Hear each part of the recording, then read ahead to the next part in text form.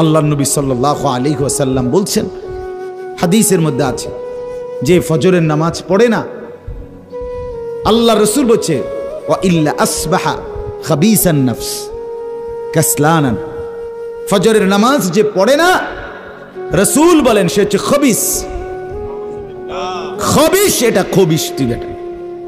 এই তোমরা যারা ফজরের নামাজ পড়ো না, খবিস তুই বেটা, খবিস। পাউডার লাগায়, পাউডার লাগাও কিত্তা, খবিস কোথাকার খবিস, আবার পাউডার লাগাও কিত্তা, ফেয়ার এন্ড লাভলি ডলো কিত্তা, কথা বলেন না কেন? তুই কিত্তা পাউডার লাগাও, পাউডার লাগাইলে বুঝি সুন্দর হয়। বেড়িয়ে দেখো না পাউডার লাগায়, এবুড়িয়ে লাগায় ঘন্টা দুই এক পর আবার এবুড়িয়ে দুইয়া লাগায়, বুড়ি জানে এটা ধোকা, ঠিক কিনা বলেন না? এটা যে ধোকা, নাহলে বুড়ি ধোকা। মেকআপ বক্স ধোকা আবার লাগাইয়া সেটা, এটা ধোকা, এটা আসল না, এটা নকল। আল্লাহ নবী সাল্লাল্লাহু আলাইহি সাল্লাম বলেন বেনামাজি খবিস। আর নবীজি হাদিসে আছে, বাথরুমে ঢুকতে, পেশাব পায়খানায় ঢুকতে নবীজি খবিস থেকে পানাহ চাইতেন, দোয়া পড়তেন। তো এই দোয়ার অর্থ কি? আল্লাহ আমি খবিস থেকে কি চাই? পানাহ চাই। তার মানে নবীজি বুঝাই দিছে উম্মত, পেশাব পায়খানার মধ্যে থাকে খবিস। খবিসের ঠিকানা কোথায়? Bathroom, bathroom, toilet. আল্লাহুম্মা ইন্নী আউযু বিকা মিনাল খুবুসি ওয়াল খাবায়েস, আল্লাহ খবিস থেকে পানাহ চাই। বাথরুমে ঢুকতে বলেন, জন্য বেনামাজি খবিস। এই খবিসের ঠিকানা টয়লেট, নাপাক, এটা নাপাক, এটা অপবিত্র, অপদার্থ, এটা অকর্মণ্য। এটা জিন্দেগির আর অর্থ কি?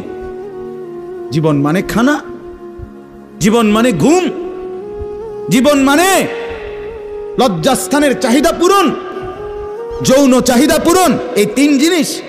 তাহলে কুকুরের সাথে, বিড়ালের সাথে, গরু ছাগলের সাথে তফাৎ কি?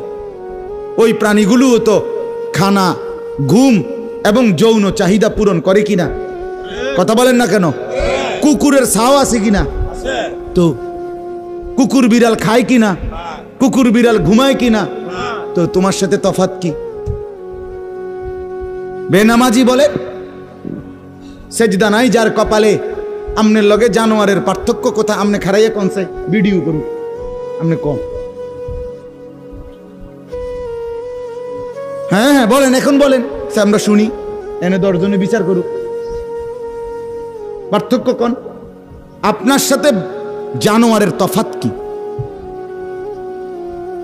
ছেলেরা বলো বাবা, তোমরা যারা মাগরিবের নামাজ পড়ো নাই, হ্যাঁ, লজ্জা কোথায় তোমাদের? শরম কোথায়? এই বেহায়া,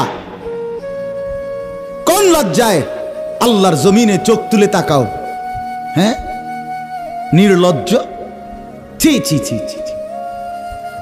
মুসলমান এত আত্মমর্যাদা বোধহীন হয় কিভাবে?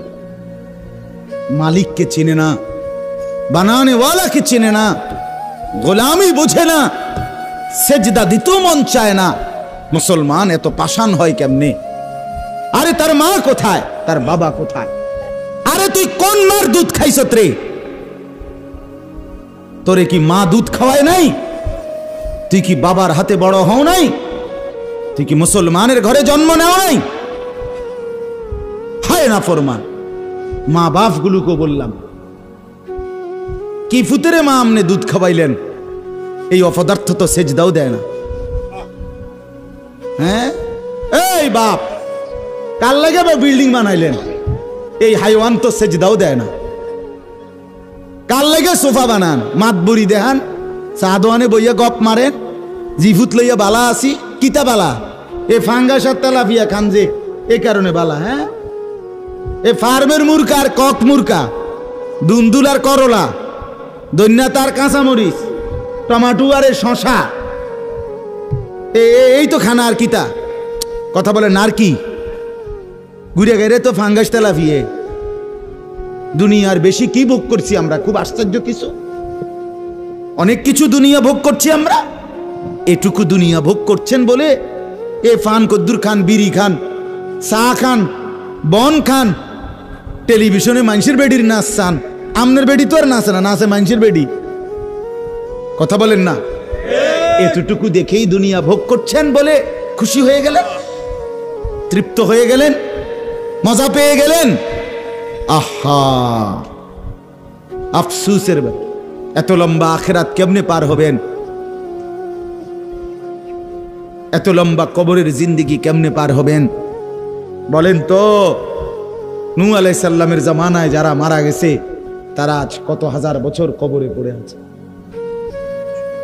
ইব্রাহিম আলাইহিস সালামের জামানায় যারা মারা গেছে তারা আজকে কতদিন কবরে পড়ে আছে। হ্যাঁ, আবু জেহেল আজকে কত বছর কবরে পড়ে আছে? 1450 বছর, আরো বেশি,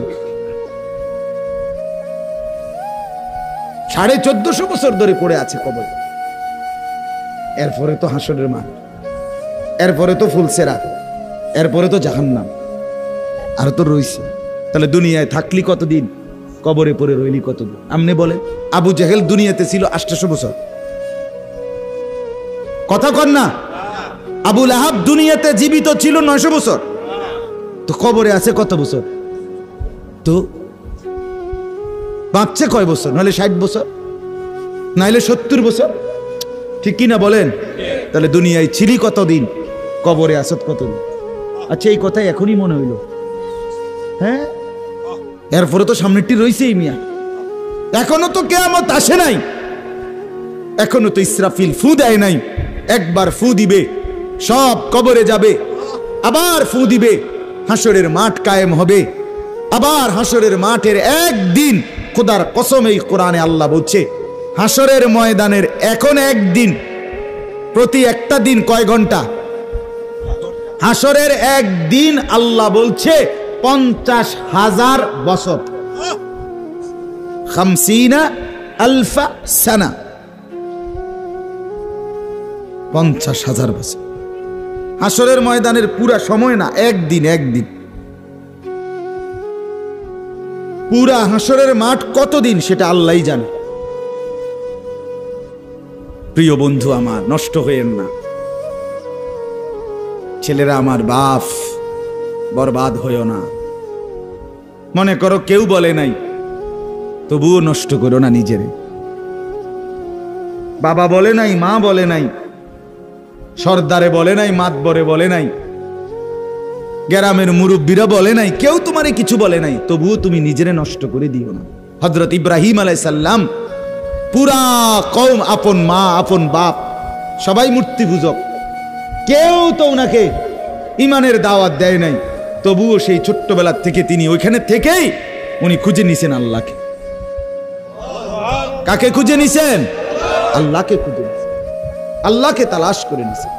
কওমের লোকেরা বলছে যে তারকা এটা রব। বলছে আচ্ছা ঠিক আছে, দেখি তো। কিছুক্ষণ পরে তারকা ডুবে গেছে। বলছে কই, রব আবার ডুবে কেমনে? পরের দিন এলাকার লোকরা বলছে চাঁদ, এটাই আমগো রব। বলছে আচ্ছা ঠিক আছে, মানে নিলাম, দেখি তো। ভোর হতে হতে দেখে চাঁদ নাই। কিও রব যদি জায়গা, তো আমি বন্দা রইলাম, রব কো? বুঝেন নাই কথা? এরপরে বলছে সূর্য, এটা বড় সড়ো মোড়া তাজা, এটাই রব। হ্যাঁ, ইব্রাহিম আলাইহিস সালাম বলছে আচ্ছা দেখি তো। সন্ধ্যা হইছে আর সূর্য ডুবে গেছে।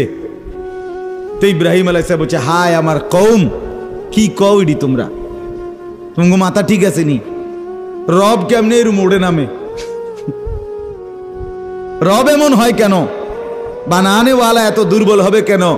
তখন তিনি বলছে ইন্নী ওয়াজ্জাহতু ওয়াজহিয়া লিল্লাযী ফাতারাস সামাওয়াতি ওয়াল আরদা হানিফা ওয়া মা আনা মিনাল মুশরিকিন। যে না কওম শোনো, আমি তোমাদের বানানো কোনো দিকে ফিরবো না, আমি ফিরছি আমার চেহারা, আমার জিন্দেগি ফিরাইয়া দিলাম ওই সত্তার দিকে যিনি 7 আসমান ও জমিন পুরাটা বানাইছে। হানিফান, একনিষ্ঠ ভাবে আমি শুধু তার দিকে ফিরলাম। ওমা আনা মিনাল মুশরিকিন, আমি মুশরিকদের অন্তর্ভুক্ত নই, আমি আল্লাহকে ছাড়া কাউকে মানি না। হযরত ইব্রাহিম আলাইহিস সালামের বাবা বলছে, পুত তোরে আমি তেজ্য পুত্র করে বাড়ি ছাড়া করে দেব।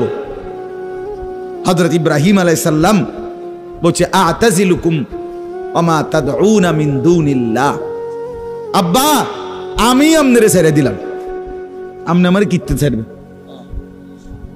আমনে বাইত জায়গা দিতেন না কিতে? আমি আইলাম না আমনে বাইত, আমার ঈমান দরকার, আমার আখিরাত দরকার। আমি বন দিয়ে কিতে করি? আমি সোফা দিয়ে করমু কি? আমি বিল্ডিং দিয়ে করমু কি? যার বাপে বিল্ডিং করে দিছে না, হাতে বেড়া পরে আর বিল্ডিং করতে আসছে না, কথা কয় না, বোঝেন নাই আমার কথাটা? যার বাপে জমি কিনা দিতে আসছে না, এবারে পরে এবারে ফুতে আর কোনোদিন জমি কিনতে আসছে না, তো তো কি আমনে যে একবার উল্টাইয়া গেছেন। হ্যাঁ, আরে ফুত, আমি যদি কদ্দুর কিছু করে দিয়ে যাইতাম না পারি, আমি মরলে তারা খাইবো কেমনে? না, তারা চিরা খাইবো। আর পরে আমনে 2 বস্তা চিরা কিনা দিয়ে যাই, আমনে মরলে আর কেউ দুনিয়াত কাম করতো না, আমনে একটা কামিলা মূর্তি আছেন শেষ। এটা ধোকার কথা না, বলেন না কেন? তো হযরত ইব্রাহিম আলাইহিস সালাম বলছে, আব্বা আপনাকে ছেড়ে দিলাম। ওমা তাদউনা মিন দুনিল্লাহ, আল্লাহকে বাদ দিয়ে আপনি যাকে ডাকেন সেই মূর্তি, আল্লাহকে বাদ দিয়ে যেগুলোকে আপনি ডাকেন, বাপ আমি এগুলোকেও ছেড়ে দিলাম। এবার ইব্রাহিম নবী বললেন, ও আদউ রাব্বি, আমি শুধু কেবল আমার রব আল্লাহকে ডাক দিলাম। গোটা দুনিয়া ছেড়ে দিলাম বাপ, সংসারও ছেড়ে দিলাম বাপ, আপনি মা বাবার মায়াও ছেড়ে দিলাম, আমি শুধু আমার আল্লাহকেই ডাকলাম। আসা আল্লাহ আকুনা বিদুআই রাব্বি শাকিয়া। এবার ইব্রাহিম নবী বলেন, আব্বা আমি বিশ্বাস করি আমার ওই এক আল্লাহকে ডেকে কেউ কোনোদিন বঞ্চিত হয় না। মাখলুককে ডেকে হেরে যায়, নেতা ভুলে যায়, কর্মীও ভুলে যায়, মা বাপও অনেক সময় রাগ করে, মা বাপ অনেক সময় ভুলে যায়, সন্তানও মা বাপকে ভুলে যায়, সবখানে হইতে পারে এমন, কিন্তু আমার আল্লাহকে ডেকে কেউ এমন হয় না যে বঞ্চিত হয়। আল্লাহকে বান্দা যখন জমিন থেকে ডাক দেয় আল্লাহ রব্বুল আলামিন সাথে সাথে বলে লাব্বাইক ইয়া আবদি, আমার বান্দা আমি হাজির, বল না বান্দা কি দরকার। বান্দা আবার বলে আল্লাহ, আল্লাহ আবার বলে লাব্বাইক, আছি তো বলো না। বান্দা বলে সুবহানাল্লাহ, আল্লাহ বলে শুনছি তো বান্দা, বলো না কি চাও বান্দা। বান্দা আবার বলে আলহামদুলিল্লাহ, আল্লাহ বলে বলো না কি চাচ্ছ বলো। আল্লাহু আকবার বলে আবারও বলছি কি চাচ্ছ বলো না, আমি তো শুনতেছি, আমি তো আছি বান্দা।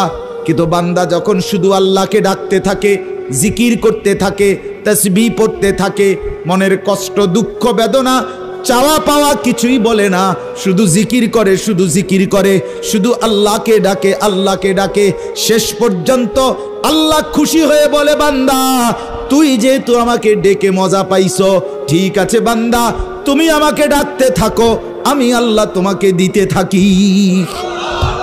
কি লাগবে আমি তো জানি, তোর বিবি অসুস্থ আমি কি জানি না, তোর ছেলে বিদেশে অসুবিধায় আছে আমি কি জানি না, কথা বলেন। তোর যে শরীরের সমস্যা আমি কি এটা জানি না, আমি তো সব জানি, কোথায় তোর কোন মুসিবত। আল্লাহর আড়ালে কি কিছু হয়, আল্লাহর গোপনে কি কিছু হয়, তাই না? আল্লাহর ইচ্ছা ছাড়া কি কিছু হয়? এজন্য মোবাইলের কথা বলতে গিয়ে এতগুলোর কথা লম্বা বললাম। ছেলেদেরকে বললাম বাবা অনেক ছেলে বসছো, মাশাআল্লাহ, আল্লাহ খুব বরকত দান করে। আজকে মুসলমানের যুবক তোমাদের ফেরার অপেক্ষা ইসলাম। তোমরা যদি নামাজি না হও, চরিত্রবান না হও, জীবনটা যদি নারীর পিছনে আর ছবির পিছনে, নর্তকীর পিছনে আর উলঙ্গ ছবির পিছনে, মদ জুয়া জিনা ব্যভিচারের পিছনে শেষ করে ফেলো। এই চোখের দৃষ্টি, এই নজর, এই চোখের দৃষ্টি, এটা যদি নষ্ট করে ফেলো গুনাহ দেখতে দেখতে, নাপাক ছবি দেখতে দেখতে, তো তোমরা নিজের জীবনই ভালো বাঁচবা কেমনে, ইসলামের জন্যই লড়বা কেমনে? আর মুসলমানের যুবক যদি হেরে যায়, মুসলমানের যুবক যদি পড়ে যায়, তো দ্বীনের জন্য জানবাজি রাখবে কে? এই বুড়ারা, 60 বছর 70 বছরের বুড়া, এবারে আর দৌড়তে পারবো? এবারে দোয়া না করবো? কথা বলেন না কেন? মুরব্বীরা কি করবে? কলিজা ছিঁড়ে দোয়া করবে। অতএব আমি আপনাদের কাছে এতক্ষণের কথার মূল একটা উদ্দেশ্য, আমি দুইটা আয়াত পড়ছি, এই আয়াতের আঙ্গিকে কথাটা বলার জন্য বলছি। আজকে আমরা গুনার মধ্যে সবচেয়ে বেশি, বহুভাবেই আমাদের মধ্যে গুনাহ আছে, বাকি এই নজরের গুনাহ আমাদের সবচেয়ে বেশি। কিসের গুনাহ বলেন না? নজরের গুনাহ। আমাদের চোখ নিয়ন্ত্রণ হারা, বাঁধন হারা। আমাদের যুব সমাজ, ছেলে মেয়ে, তাদের পুরাটা চোখ তারা মোবাইলকে দিয়ে দিছে। ওই যে আগে যে শুনছি যে স্বেচ্ছায় চক্ষু দান করত, কথা বুঝছেন না কথা? হ্যাঁ, মরণোত্তর চক্ষুদান। এই মরণোত্তর চক্ষুদান না, জীবিত চক্ষুদান। ওই দেখেন, ওই দেখেন, ইয়া দেখো, ওই মোবাইল কার হাত, এতে সাইজ হলো ট্যাবলেট সাইজ, তার থেকে তার মোবাইল বড়। যেই অপদার্থ তার হাতেই মোবাইল দিছে, ওই সবচেয়ে বড় অপদার্থ। ওইটা একেবারেই অপদার্থ। সে যদি ভাই হয় তো ভাই অপদার্থ, বাপ যদি হয় ওইটা অপদার্থ বাপ। এই সন্তান নষ্ট করার সবচেয়ে বড় দায়ী আপন গার্জিয়ান।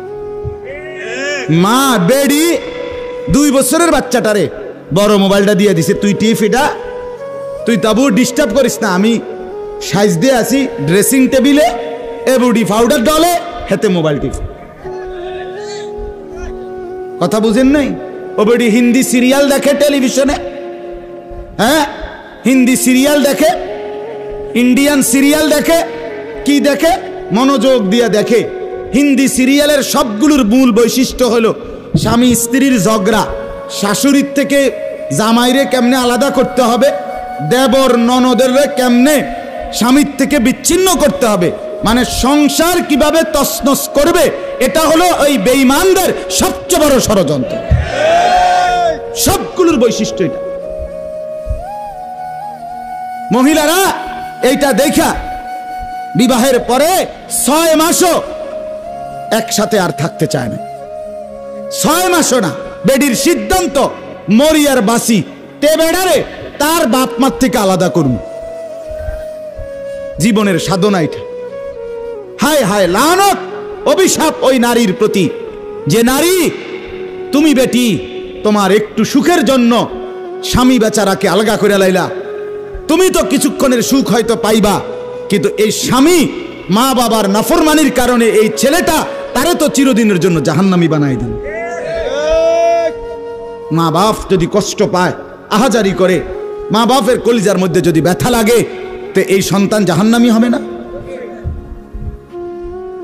বলে। এজন্য আমরা প্রত্যেকেই এই কথাটা বলতেছিলাম, আজকে আমাদের সবচেয়ে বড় গুনাহ আমাদের ছেলেদের, আমাদের মেয়েদের, আমাদের নারীদের, আমাদের পুরুষদের, আমাদের জওয়ান, আমাদের বুড়া, আমাদের যুবতী, আমাদের বৃদ্ধা, সবার একটাই বড় রোগ। আমরা চোখ অনিয়ন্ত্রিত। বুড়া মানুষও টেলিভিশন চায়, বুড়া চাচা বাঁকা হয়ে গেছে, কাশে বেরামে ধরে গেছে, কিন্তু এবার টেলিভিশন সাউন্ড, বেডিত সাউন্ড, চা দোকানে নাচ গান দেখার অভ্যাস ছোটে নাই। এমন অভ্যাস আছে কিনা বলেন না? যার নাই হেবড়া রাগ না হইলেই ভালো। আর যে বেটা রাগ হইলে, আপনার অভ্যাস থাকলে, আপনার রাগ হইলেই কি আর আসলেই কি। অতএব নজর নিয়ন্ত্রণ করা চাই, নজর হেফাজত করা চাই, নজর সুন্দর করা চাই। অতএব আমার বাপ, আমি আপনাদের কাছে কোরআনুল কারীমের এই 2টা আয়াতের তরজমা শুনাইতে চাই। এটা পুরুষদের জন্য, নারীদের জন্য, উভয়টা। একজন মুসলিম পুরুষ, তার ব্যাপারেও আল্লাহর হুকুম, একজন মুসলিম নারী, তার ব্যাপারেও আল্লাহর হুকুম। উভয়কে আল্লাহ তাআলা বলছে চরিত্রের হেফাজতের জন্য সবচেয়ে প্রথম শর্ত, 1 নাম্বার দৃষ্টি হেফাজত। কোনো মানুষের চরিত্র সুন্দর কিনা এটার প্রমাণ তার নজর ঠিক কিনা। আপনি ওই কথা শুদ্ধ কয়, ফ্যান ফিনছে, শার্ট গাও দিছে, স্প্রে লাগাইছে, কথাবার্তা এমনি কুমাইয়া কয় জি জি জি আঙ্কেল কেমন আছেন, ভালো আছেন, এ আর মাশাআল্লাহ দেখছুনিও ভদ্র ভদ্র বাইয়া পড়তে আছে একবারে বড়।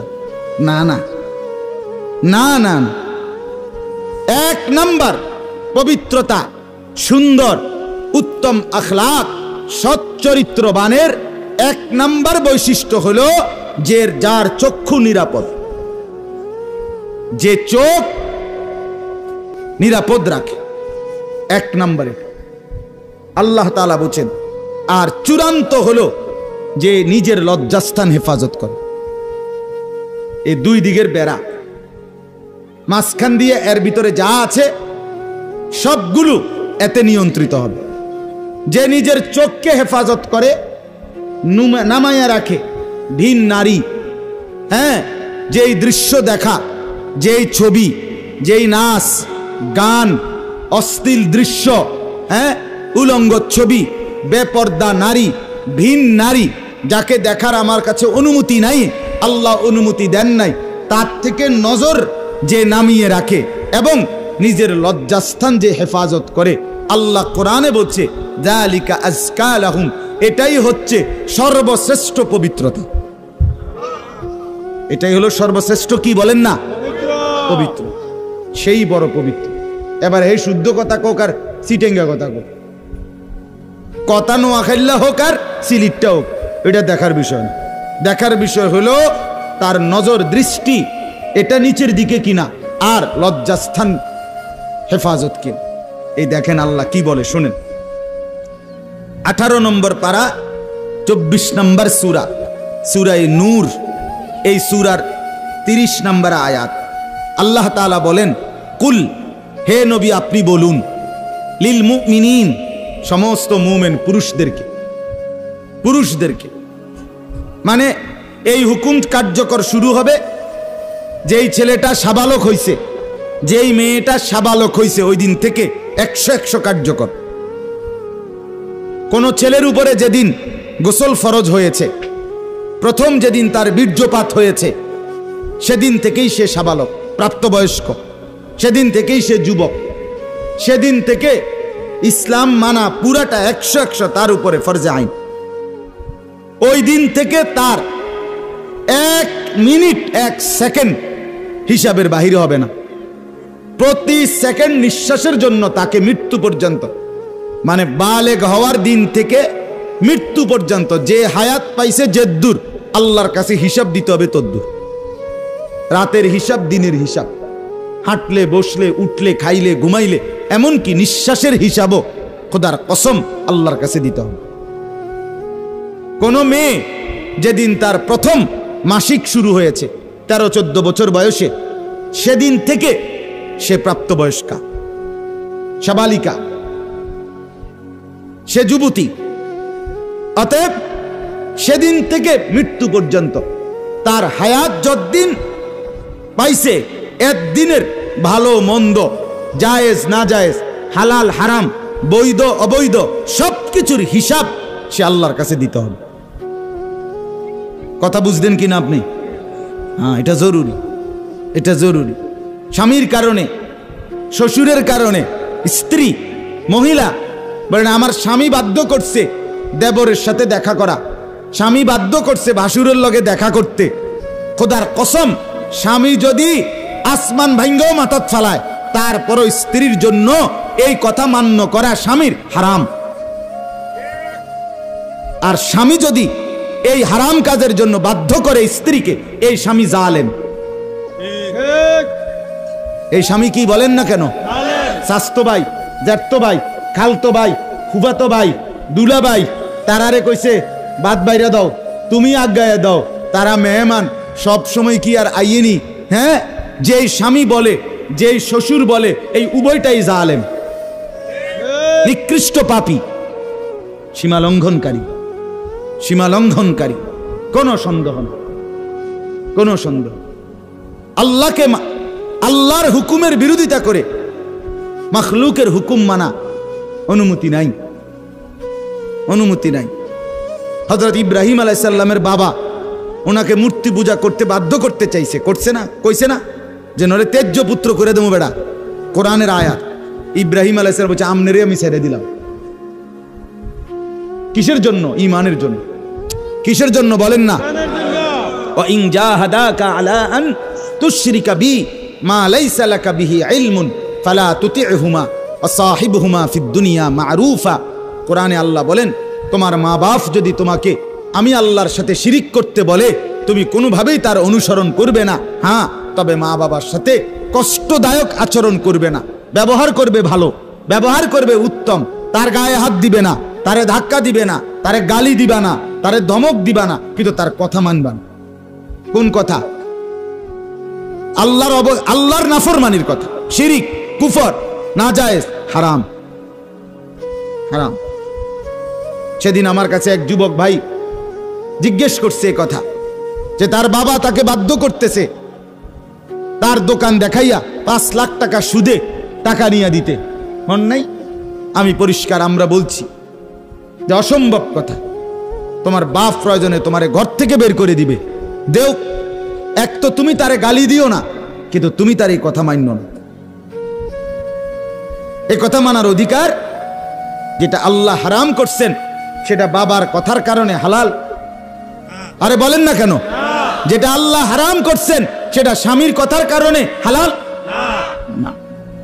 না, আমি কিতা করতাম, বেডিতে এই সমস্ত ফাঁকনা কথা কইলে হইতো না। তে বেড়া বাতানে চাইলানে আমি রাইন্দা দেই, এরপরে কিত বেডি হেতে কইতে পারবো। আরে আলাপ হোক, এসব আলাপ করলে হইতো। ফেরাউনের ঘরে বিবি আসিয়া ফেরাউনের মতো জালেম কাফের, তার ঘরে নিজের ঈমান 100 ঠিক রাইখা দেখাই দিছে পৃথিবীবাসীকে যে জমিনে ফেরাউনের চাইতে বড় কাফের কে হবে। আমি তার ঘরে থাইকে ঈমানদার থাকছি, আমি স্ত্রী আসিয়া, আমি জান্নাতি। অতএব পৃথিবীর সবচেয়ে বড় জালেমের ঘরে থাকলেও, পাপীর ঘরে থাকলেও তোমাকে আখিরাত বরবাদ করতে পারবে না। আল্লাহ আমাদের মা বোনদেরকে বুঝার তৌফিক দান করেন, আপনাদেরকেও বুঝার তৌফিক দান। নিজের স্ত্রী, নিজের কন্যাকে বাজারের পণ্য বানাবেন না। আত্মমর্যাদা বহুত বড় সম্পদ, গায়রত। আপনার স্ত্রী বেপর্দা বাজারে বাজারে ঘুরে, রাস্তার পুরুষ রাক্ষসের মতো তাকাইয়া দেখে, আপনার আত্মসম্মানে লাগে না, আপনি বেগায়রত, আপনি পুরুষ নামের কলঙ্ক। আপনার মেয়ে বেপর্দা হাঁটে, 8-7 কাপড় পরে, টাইট কাপড় পরে, জামা পরে, রঙ্গিলা পাউডার সিয়া সাজ্জা রাস্তার বখাটে দুই পাশে কুত্তার মতো দুই পাশে গুরগুর গুরগুর কইরা পিছনে পিছনে ঘুরে। আমনে বাপ হইয়া জানেন, মেয়ে মা হইয়া দেখছেন, আমনের গায়ে লাগে না, কলিজায় লাগে না। আপনি বেগায়রত, আত্মমর্যাদাহীন পুরুষ আপনি। আমি সেদিন নিজে দেখছি, আমার কলিজা ছিঁড়ে গেছে। আমি নিজে দেখছি, ওই দেবিদ্দার রাস্তা দিয়ে আসতেছি, বাজারের মধ্যে জ্যাম। হঠাৎ আমার নজর জানালা দিয়ে বাহিরে দেখলাম একটা স্কুল পড়ুয়া মেয়ে। মেয়েটা আপনার স্বাভাবিকভাবে জড়সড় হয়েই হাইটা যাইতেছে সামনে দিয়া। ঠিক মেয়েটার এক হাত পিছনে একটা ছেলে আপনার এই বড় মোবাইল দিয়া, মেয়েটা হাঁটতেছে মেয়ের মতো। এই জানোয়ারে পিছন থেকে ভিডিও করতে করতে মেয়ের যাইতেছে পিছন। আমার মন চাইছে জানালা খুলে বলি, বোন তোর পিছনে কুত্তা লাগছে, তোর পেছনে কি লাগছে? কুত্তা লাগছে, তুই তোরে কুত্তা থেকে বাঁচা। বলেন মুসলমান এত নিকৃষ্ট হয় কিভাবে? আমরা নিজে কিতাবে পড়ছি, আজকেও পড়ছি ইয়াহিয়া, এই বইটা ফিলিস্তিনি বই। এটাতে লেখা আছে পৃথিবীর পশ্চিম প্রান্তে, মনে করেন পৃথিবীর এদিকে শেষ, প্রান্তে যদি কোনো মুসলমান বোন নির্যাতিত হয়, খোদার কসম পৃথিবীর পূর্ব প্রান্তের শেষ মুসলমানের উপরও ফরজ ওই বোনের ইজ্জতের বদলা নেওয়া। এটা মাসালা। হ্যাঁ, কথা ছিল এই, মুসলমানের যুবক হবে মা বোনের ইজ্জতের পাহারাদার। আহা, কোথায় সেই মোহাম্মদ বিন কাসেম, 17 বৎসরের যুবক, আরব থেকে, আরব জাহান থেকে আসছে ভারতে, সিন্ধু প্রদেশে দেবল রাজার এলাকায় একজন বোনকে একজন ডাকাত, জলদস্যু, একজন পানির ডাকাত জলদস্যু তৎকালীন জামানায় একজন মুসলিম বোনের গায়ের ওড়না ধরে টান দিছিল। তখন ওই বোন চিঠি পাঠাইছিল হাজ্জাজ ইবনে ইউসুফের কাছে আরব দেশে, হাজ্জাজ তুমি বেঁচে থাকতে তোমার মুসলিম বোনের গায়ের ওড়না ধরে টান দিছে বেঈমান কাফের, তুমি এর বদলা নিবা কিনা আমি শুনতে চাই।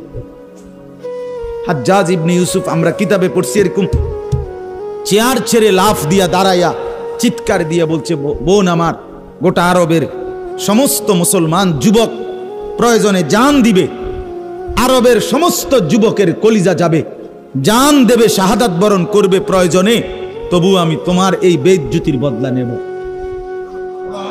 3 বার সেনাবাহিনী পাঠাইছে সে, 3 বার।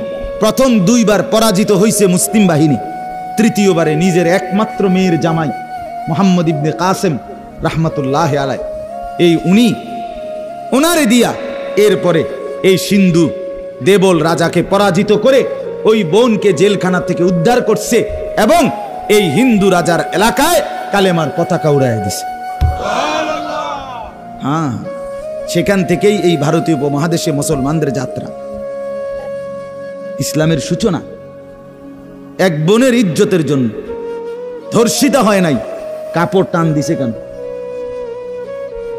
খলিফা মুতাসিম বিল্লাহ, এক ইহুদি, খলিফা মুতাসিম বিল্লাহ, মুসলমানদের একজন খলিফার নাম উমাইয়া খলিফা, ওনার আমলে একজন মহিলা ইহুদিদের এলাকায় গেছিল, বাজারে পর্দানসীন বোরখাওয়ালা নারী, ওই ইহুদি, দুষ্ট এক ইহুদি ওই মহিলার পিছন দিক দিয়া, বোরকার পিছনে কৌশলে পিছন দিক দিয়া গোপনে এমন এক রশি টান দিস বাঁধছে।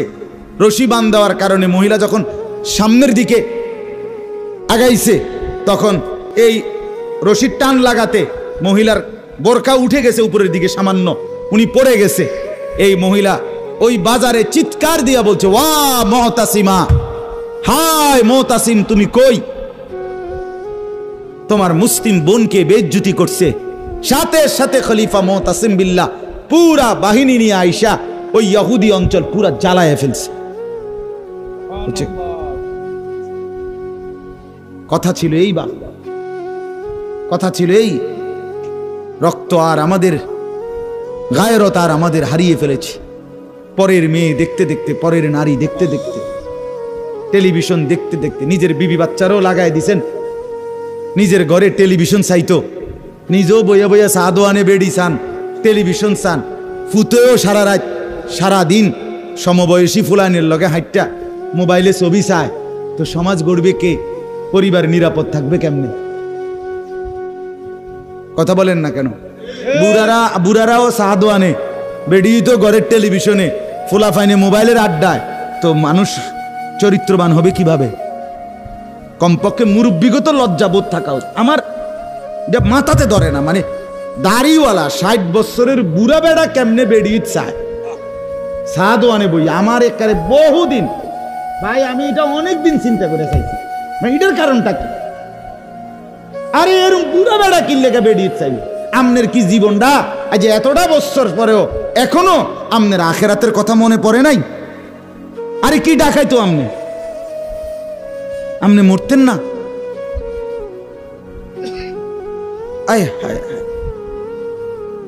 আল্লাহ, একটা সমাজের মধ্যে কিছু মানুষ তো থাকা উচিত। আরে বলেন না, 2, 4, 10, 50 জন মানুষ তো একটা সমাজে থাকা উচিত, যারা সবাইকে চরিত্রের কথা, আখলাকের কথা, নামাজের কথা, আল্লাহর কথা, পরকালের কথা বলবে। এটা কি উচিত না? কথা বলেন, উচিত না? কিছু মানুষ উচিত না, কই মানুষগুলো কই? বলেন না চাচা, ওই মানুষগুলো কই? চেয়ারম্যান ভাই বলেন, কই মানুষগুলো কই? আচ্ছা চেয়ারম্যান আপনি কোন ভাই, আমি তো এখন এতক্ষণ খেয়াল করি নাই। আরিফ ভাই আমাদেরও খুব কলিজার টুকরা, মহব্বতের আমার। তো আপনি বলেন, একজন চেয়ারম্যানকে বলতে বলেন মাইক দিয়ে, এখন এক সপ্তাহে এক মাসে এই নারী গঠিত কেলেঙ্কারির কি পরিমাণ বিচার তারা করতেন? আমি অসংখ্য চেয়ারম্যানের সাথে কথা বলছি, প্রায় বলে হুজুর সমাজটা খাইয়া লাইছে একদম। এই যে বলতেছে এটাই বেশি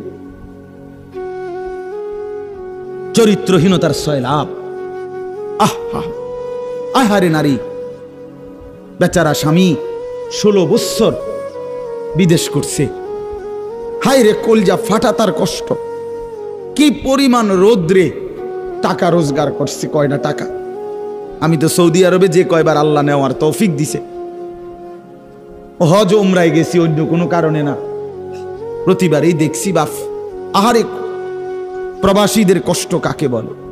প্রখর রোদ। এই শুধু তর্জমাটা শোনেন, 5 মিনিটে শেষ হয়ে যাবে তর্জমা। আল্লাহ তাআলা বলেন কুল্লিল মুমিনিনা, হে নবী আপনি মুমিন পুরুষদেরকে বলেন। তাহলে পুরুষ বলতে কি বুঝাইছে বুঝছেন তো এটা নাকি? যেদিন থেকে সাবালক, আর মহিলা যেদিন থেকে তার মাসিক শুরু হয় প্রথম, সেদিন থেকে নারী। আল্লাহ বলেন হে নবী প্রত্যেক পুরুষকে বলেন ইয়াগুদ্দু মিন আবসারিহিম ওয়া ইয়াহফাজু ফুরুজাহুম, তারা যেন বাধ্যতামূলক 2টা কাজ করে।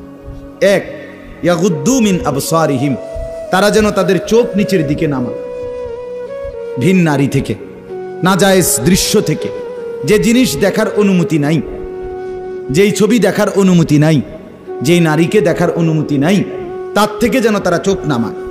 ওয়া ইয়াহফাজু ফুরুজাহুম, এবং প্রত্যেকটা মুমিন যেন নিজের লজ্জাস্থানকে হেফাজত করে।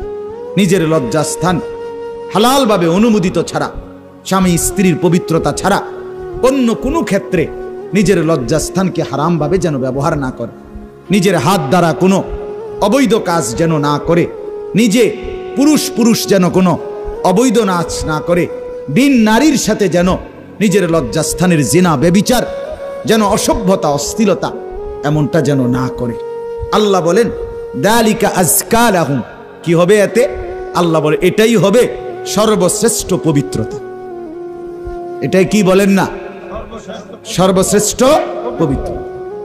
ইন্নাল্লাহা খাবীরুম বিমা ইয়াসনাউন, আল্লাহ বলে যত কৌশলে, যত ফন্দিতে, যত বুদ্ধিতে, যত সিক্রেটে, যত গোপনে তোমরা যে যাই করো, আমি আল্লাহ 100 খবর রাখি। আমার কাছে গোপন কিছু গোপন নেই। অন্তরের হালাত, বাহিরের হালাত, কক্সবাজারের দৃশ্য আর বাড়ির দৃশ্য, রাত গভীরের দৃশ্য, দিনের আলোর দৃশ্য, গোপন জায়গায়, হোটেলে, রেস্তোরাঁয়, অথবা পার্কে, বিনোদন কেন্দ্রে, অথবা মোটরসাইকেলে আরেক বেটার মেয়ে আরেক দিকে নিলাগা, যাই নাও যেখানেই নাও, যত গোপন জায়গায়, মা দেখে নাই, বাবা দেখে নাই, গ্রামবাসী শুনে নাই, কেউ জানে নাই, কিন্তু আল্লাহ বলে বান্দা আমার খবর আছে, আমার থেকে আড়াল করতে পারবে না। অতএব চোখের হেফাজত, চোখের হেফাজত। বুড়া মানুষ আপনাদেরকে মৃত্যু পর্যন্ত, 90 বছরের বুড়া, আমার বুড়া হয়ে গেছি, বয়স হয়ে গেছে না, মানুষের শরীর আড্ডি মাড্ডি বয়স হয়। শাহওয়াত, শাহওয়াত যেটাকে বলে, কামনা বাসনা, এটা কখনোই বুড়ো হয় না, বুড়ো হয় না। হ্যাঁ সোজা কথা, আমি খোলামেলা বললাম, শাহওয়াত কি হয় না? বুড়ো হয় না। এজন্য বালেগ থেকে বৃদ্ধ পর্যন্ত সবাই এই হুকুম। 2 নাম্বার আল্লাহ বলেন 31 নম্বর আয়াত, অকুল্লিল মুমিনাতি ইয়াগদুদনা মিন আবসারিহিন্না ওয়া ইয়াহফাজনা ফুরুজাহুন্না, হে নবী আলাদাভাবে আপনি মুমিন মহিলাদেরকেও বলেন, নারীদেরকেও বলেন, তারাও যেন এই 2টা কাজ করে। কি? চোখ নামিয়ে রাখে, চোখ নামিয়ে রাখে। কোন নারী যেন রাস্তার পুরুষ, ভিন পুরুষ যাদেরকে দেখার অনুমতি নাই, এই যে দেবর, এই যে ভাসুর, চাচাতো ভাই, মামাতো ভাই, ফুফাতো ভাই, খালাতো ভাই, দুলা ভাই, এরকম মানুষগুলো যাদেরকে দেখার অনুমতি নাই, রাস্তার পুরুষ যাদেরকে দেখার চোখ ফেলার অনুমতি নাই, তাদের থেকে যেন চোখ নামিয়ে রাখে। ওয়া ইয়াহফাজনা ফুরুজাহুন্না, আল্লাহ বলে প্রত্যেক নারীকে বলেন হে নবী তারাও যেন তাদের লজ্জাস্থানের হেফাজত করে। এক নারীর সতীত্ব, তার ইজ্জত, তার সম্ভ্রম, এটাই তার জীবনের সবচেয়ে বড় সম্পদ। যে নারী সতীত্ব হারা, যে মেয়ে ইজ্জত হারা, তার জীবনে আর 2 পয়সার কোনো মূল্য নাই। জন্তু জানোয়ারের কোনো মূল্য থাকতে পারে, কিন্তু এই বেহায়া, বেশরম, লজ্জা হারা, ইজ্জত হারা, যেটা যদি কেউ ধর্ষিতা হয় নাই কিন্তু পর পুরুষের সাথে অবৈধ সম্পর্ক করে, হারাম প্রেম করে, ভিন পুরুষের সাথে নিজের ইজ্জত নষ্ট করেছে, নিজের চরিত্র নষ্ট করেছে, খোদার কসম তার 2 পয়সার কোনো মূল্য এই সমাজে, দুনিয়াতে, আখেরাতে কোথাও নাই। সে ঘৃণিত, সে লাঞ্ছিতা নারী, এটার আর কোনো মূল্য নেই। এই জন্য বিবাহ বহির্ভূত প্রেম করার পরে, বিবাহ করার পর এই বিবাহ আর টেকে না। আমার কাছে বলি হুজুর কি গভীর সম্পর্ক ছিল, এখন বিয়ে করলাম 8 মাস না যাইতেই সংসারটা জাহান্নামের টুকরা হয়ে গেছে। আমি বললাম মূল কারণ হইল বিয়ার আগে আমনো হেবুডির কোনো দোষ ধরেন নাই, হেবুডিও আমনের কোনো দোষ ধরেন নাই, শুধুই কেবল ভালোই বাসছেন, কিচ্ছু আর কোনো ত্রুটি দেখেন নাই। তুমি না খুব ভালো, ও না এত ভালো, এডি তো ছিল আগে, যে সময় আমনে বালা বালা খাওয়াইছেন, চটপুটি, নুডলস, তারপরে বিভিন্ন বার্গার, এই সময় তো আরামে কথা কইছে। এখন যখন বিবাহ হয়ে গেছে, সংসার শুরু হয়েছে, এখন নুনের মধ্যেও দোষ, চিনির মধ্যেও দোষ। নুনও আগের মতো কড়া লাগে না, চিনিও আগের মতো মিঠা লাগে না। কথা বুঝেন না? এখন ভালোবাসা ঠুস। ভালোবাসা কি? এজন্য আল্লাহ বলেন নারীকে বলেন নজর নামাইতে এবং নিজের লজ্জাস্থান হেফাজত করতে, বাকিটা অন্য কোনো দিন। আল্লাহ তাআলা আমাদের প্রত্যেক পুরুষ নারী, যুবক যুবতী, জওয়ান বুড়ো প্রত্যেককে নিজের চরিত্রের সৌন্দর্যের জন্য চোখ দৃষ্টি নামানো এবং লজ্জাস্থান হেফাজত রাখবার তৌফিক দান করেন। আল্লাহ তাআলা কবুল করেন।